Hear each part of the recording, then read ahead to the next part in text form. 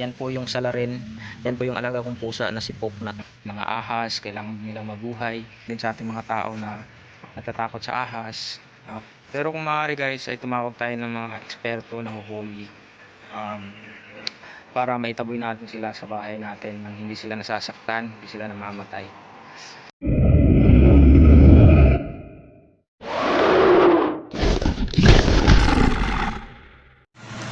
Guys, isang magandang araw sa inyong lahat.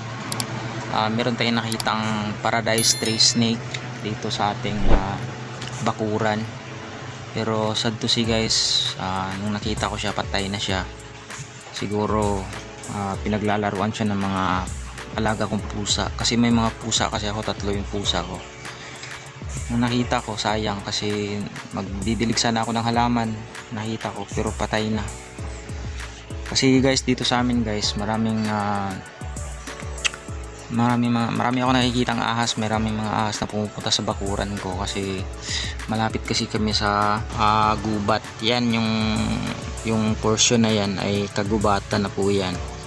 Isa po yung virgin forest kasi donated yan ng DNR. So DNR yung nangangalaga dyan, hindi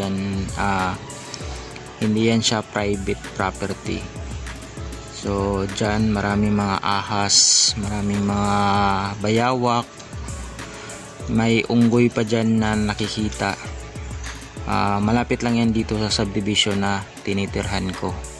At yan siya guys, makikita nyo yung dito yung garden ko ay maraming mga halaman. Kaya maraming mga ahas na pumupunta dito pero hindi ko sila ginagambala. Minsan may nakikita ako pinaglalaruan ng pusa ko pero kinukuha ko at nilalagay ko sa malayo para hindi sila mamatay. Pero minsan meron talaga mga namamatay kasi alam natin yung mga pusa, yun yung parang instinct nila na pumatay ng mga ahas, butiki, mga skink, yun na lalo na ibon. Napakalakas talaga nila manghunt ng ibon. So guys, ito yung nakita natin na paradise tree snake. Sayang guys, napakaliit pa niya guys. Siguro nasa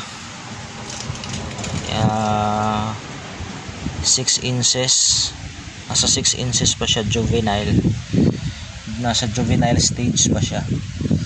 Sayang guys, ang ganda niya guys. Ayan, kung makikita nyo, patay na po yan.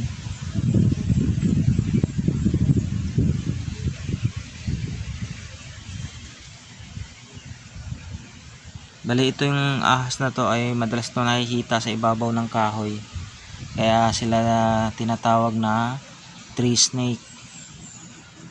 Marami akong nakikitang ganito dito, hinahayaan ko lang. Yan nga lang kasi meron akong mga alagang mga pusa. Alam natin yung mga pusa, hindi talaga nila maiiwasan yung ganong instinct nila na papatay nila yung makikita nilang ahas, papatay nila yung mga hayop na makikita nila na maliliit gaya ng ibon at saka yung mga lizard. Yun, minsan pa yung nangyari dito guys, yung isang pusa ko, meron siyang bit na brown rat snake. Meron siyang dinalang brown rat snake. Nakunan ko yun ng video pero hindi ko na-delete ko na yung video na yun kasi matagal na yun. Bit niya galing dun sa malayo, galing dun sa lugar na yun, dun malayo. Kasi dinala niya dito sa bahay, tapos pinagtulungan nila 3 hanggang sa mamatay. Bali yun lang yung disadvantage pag mag-aalaga tayo ng mga pusa. Alam natin napaka-cute ng mga pusa. Mahilig ako sa pusa.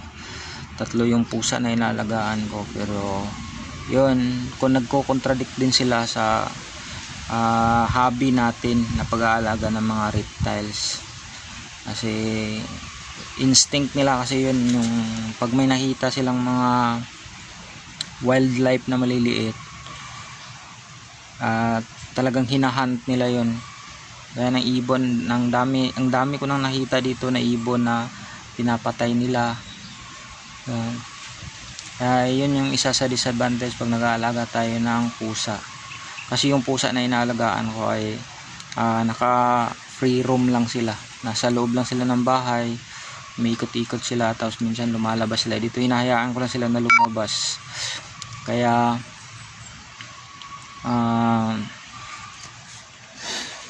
yun, nakakapatay sila ng mga hayop. So yan guys, yan yung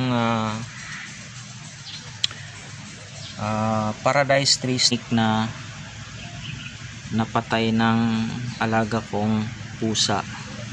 At yan po yung salarin dyan.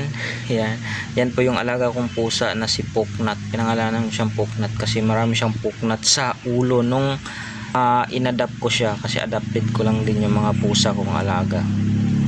So ayan guys, napaka cute ni Poknat, pero pinatay rin niya yung napaka cute na paradise tree snake. So ganun yung life cycle ng buhay. Yung ibang hayop kakainin din ng ibang hayop, pero ang pinakamalaking predator talaga tayong mga tao, kasi tayo yung may pinakamalaking impact sa pagkamatay ng ibang mga hayop. So guys pala, kung meron kayong mga makikita mga ahas sa mga bakuran nyo, ay kung maaari ay wag nyo silang saktan, wag nyo silang patayin. Kasi guys dito sa gaya dito sa amin, bago pa kami dumating dito ay itong lugar na to ay kagubatan to. So sila yung nauuna dito sa lugar na to. So bali tayo lang nung gumagambala sa kanilang mga tirahan, dahil kailangan din naman natin ang tirahan natin. So yun guys, kailangan pareho lang din tayo dito namumuhay sa mundo. Yung mga ahas, kailangan din nilang mabuhay kasi meron din silang nagagawa para sa atin, kagaya ng pagpuksa rin sa mga ano-anong mga hayop na hindi pwede dito sa bahay natin, kagaya ng mga ganyan. Kumakain sila ng yung mga ipis. Alam naman natin pag yung ipis pag nanganganak yun ay maramihan, nagiging peste sa bahay natin. Kaya napaka-importante din nila sa ang role nila sa buhay natin. Kaya kung maaari wag natin silang patayin. Tumawag tayo ng mga pwedeng humuli sa kanila.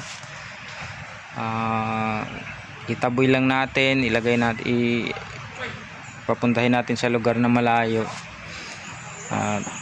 Kung maaari lang guys, pero kung alam naman natin, instinct din sa ating mga tao na natatakot sa ahas, ang gagawin talaga is patayin, kasi natitreten tayo sa ganun. Pero kung maaari guys, ay tumawag tayo ng mga eksperto na huhuli para maitaboy natin sila sa bahay natin nang hindi sila nasasaktan, hindi sila namamatay. So yun lang guys, sayang din natin na save, pero ganun talaga yung buhay. So yun guys, maraming salamat. Peace.